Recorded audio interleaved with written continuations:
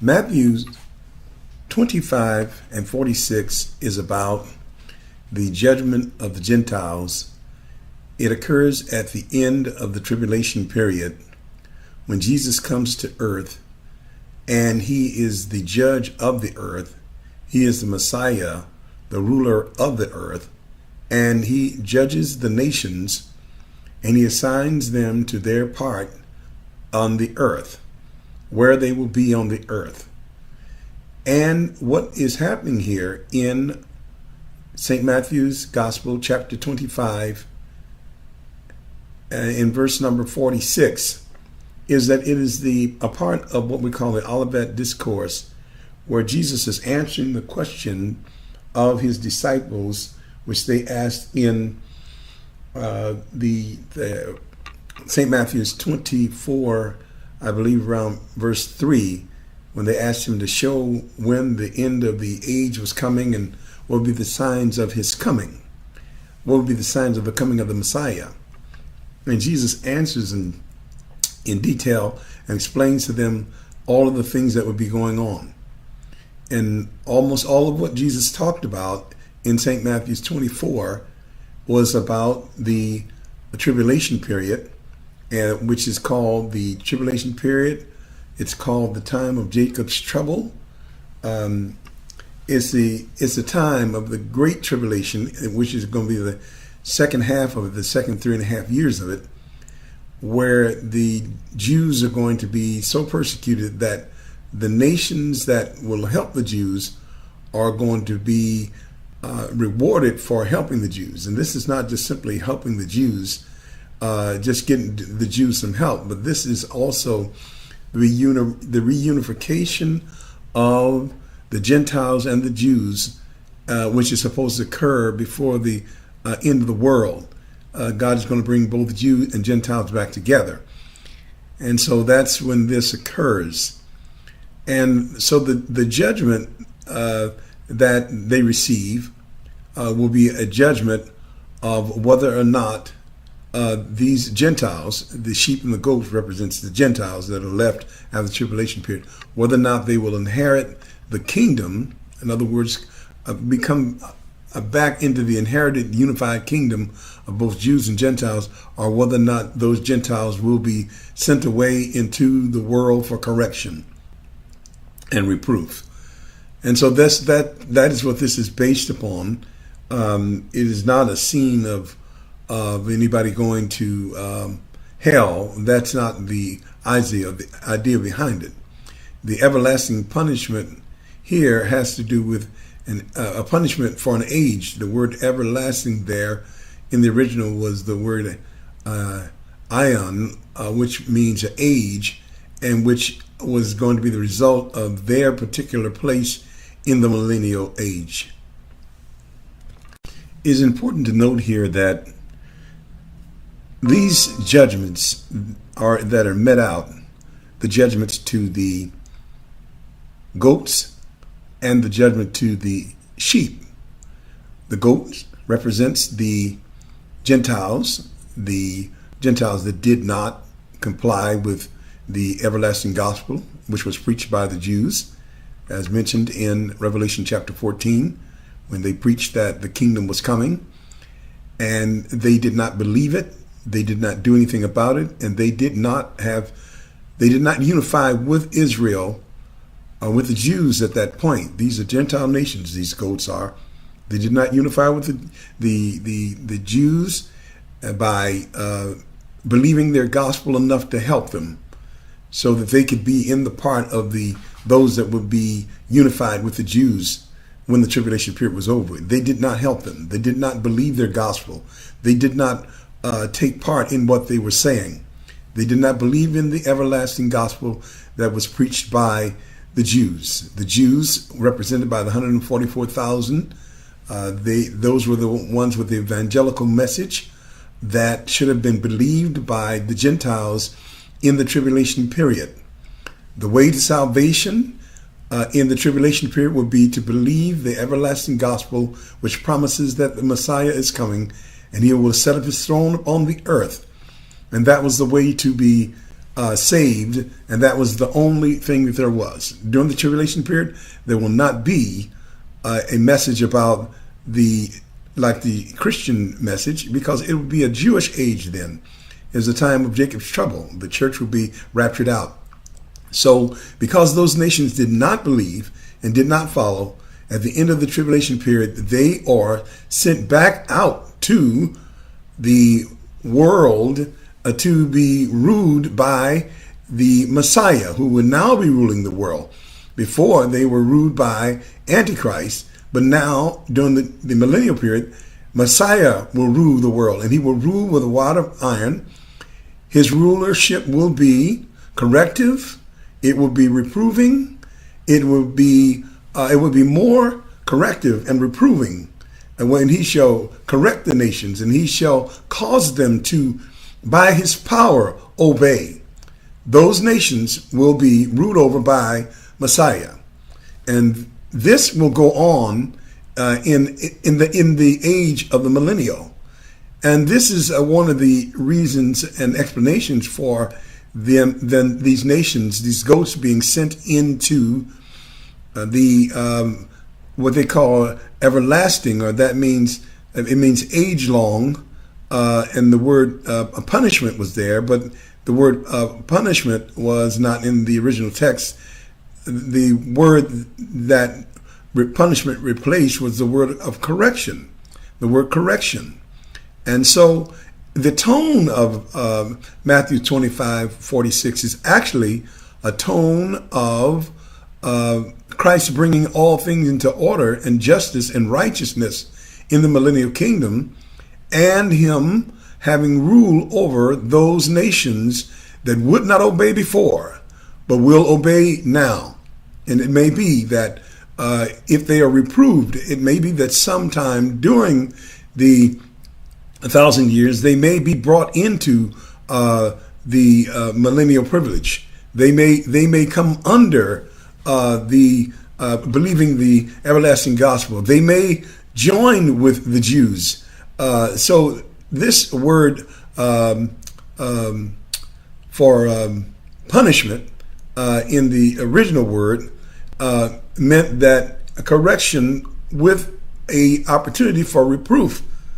And so it is more of a gospel even to the nations that Christ comes, and he still seeks for the entire Gentile population to become a part of the kingdom and to inherit the kingdom, because this is leading up to the end of the world, when Christ wants man to be one, and man will be one, both Jews and Gentiles. On the other hand, the sheep, which represent the Gentiles that did believe the everlasting gospel and did help protect Israel and did feed Israel and did take care of them, as Jesus talked about, they would go into the millennial. They would inherit the kingdom that was prepared for them before the foundation of the world. And that statement is to say that even before the foundation of the world, God wanted all men, Jews and Gentiles, to worship him and to be eventually glorified and to come into his kingdom. And he wanted that from the foundation of the world. But because the Gentiles strayed away and were scattered at the Tower of Babel, God gave attention to the Jews, starting with Abraham in Genesis chapter 12. But now here in this particular passage, he is calling men everywhere, Gentiles, back to him, that they may come under his kingdom and inherit the kingdom. And this is basically what Matthew chapter 25 and chapter 24, the Olivet Discourse, but in particular Matthew chapter 25, verse 4. Now, let us take a look at the Greek words that were in the passage, the original passage of St. Matthew 25 and 46. The two words that bring our attention to this passage that will help us to understand the passage and will answer the question whether or not this passage is pertaining to the everlasting punishment or the eternal punishment, endless torture and suffering, in conscious suffering, in eternity, if this is referring to that, where all the people in the world who will be judged and will go before judgment, and some of them will go to what we call hell. Is this referring to that? Is this referring to the good people and the bad people of the world? The good people being the sheep and the bad people being the goats? Does this mean that? And that's what we're studying. We're very humbly studying this to find out whether or not this is pertaining to that. And whether or not we could preach that all the people in the world who are bad, based upon this scripture, would go to burn in fire in hell and to suffer in hell. Is this talking about hell here? I know that we've assumed that, and this is one of the scriptures that we use to preach hell by referring to the phrase everlasting punishment. And then we also to everlasting life on the other hand. So the question is this dealing with hell as we teach it in our modern tradition of teaching? And to answer that question, we have gone back to the original Greek wording of the passage of St. Matthew's 25:46. And we found that the original word, first of all, the setting is the judgment of the world at the end of the tribulation period. So those who are brought before the judgment don't include everybody in the world. This is strictly the judgment of the Gentile nations at the end of the tribulation period. So it is not really a judgment of all the people in the world. And it's not a judgment based upon morality or savedness or unsavedness. It's based upon how they responded to the everlasting gospel that was preached in the tribulation period, and how they dealt with the Jews, and how they whether or not they helped the Jews or not. And it's a judgment that's upon those Gentiles left after the tribulation period. So first of all, that's the context of it. And the determination is going to be whether or not they go into the millennial here on the earth, or whether or not they go out to be ruled over by Messiah here on the earth. It's not a matter here at this point of whether or not someone is going to heaven or hell. That's not this judgment. That judgment, if we believe that will occur on the end at the end of the world.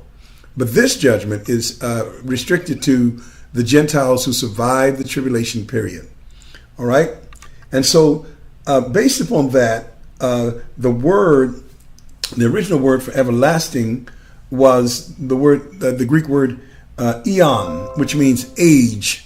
So age, it means age, a time that has a beginning and an end. That's the definition of the word everlasting, or the original word eon, the Greek word which was put there. And the word for a punishment was the word Kolasin, Kolasin, or we could say Kolossus, Kolassis, which meant correction and reproof. And so it seems that according to the context, that those nations that did not adhere to the everlasting gospel will be sent back out into the world. This is not a matter of who's going into the eternal state of hell or heaven, whichever one you believe. This is a matter of where they're going to be during the millennial. And the word everlasting means age. In other words, where are they going to be during the millennial age? Everlasting means age, or during the age of the millennial. During the age of a millennial is a way that we can safely read this, because this is the correct context of this particular judgment. It is Christ who has come to earth in his glory, and after the millennial, he sets up his kingdom. Then he judges the world. He is the judge of the earth, and his main focus as a Messiah is on the earth, and the glory of God that's going to be in the millennial on the earth. This is not, we should not take this passage outside of the realm of on the earth and in time. And so in time, in the age of the millennial, those who did not believe the everlasting gospel will be sent out into the world, to be under Messiah's rule, and that would be a corrective thing. This punishment here is more of a corrective thing than it is a thing of torture. And it is most certainly we cannot at all put the traditional ideal of hell in this passage. The only way that we could put the traditional ideal of hell in here is by not knowing this context, and by not understanding this passage, and by not looking at this as being after the tribulation period, and determining where they go into the millennial. If you go outside of that, then you're going outside of the context. And if we were bringing here about Plato's hell, then we're outside of the context, and that is not true to the passage. So that is what this is about. And that also, I would just like for you to read what was in our the Greek expository dictionary, and the definition of the word everlasting as being in the original, the Greek word eon, which means age. So this means that they would go into age-long correction. So they'll be corrected during the age of the millennial. And this is more of what this believes. This is what this is about. They will go into correction. All right. Thank you very much. Let us remind ourselves now that eon here means age, which is the word everlasting. And the word punishment is the Greek word kalasios, which means correction, reproof, and reform. Thank you very much. And so these are the words that we use to interpret this. Please read on your own and confirm everything that I've said. Now let's look at the list. Let's look at what was said in the Greek expository dictionary and the references that are there. 46 is summing up. Thank you very much.